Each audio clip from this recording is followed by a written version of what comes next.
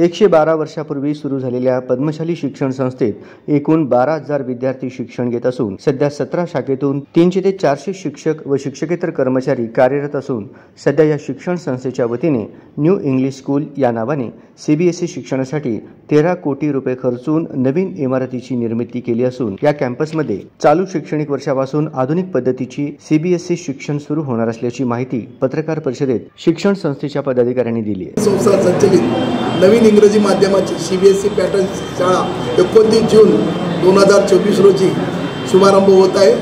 त्या शाळेत एकूण LKG ते 12वी पर्यंत सर्व 30 खोल्यामध्ये शिक्षणाची सोय होणार आहे। सर्व सीबीएसई पॅटर्न हे असणार आहे।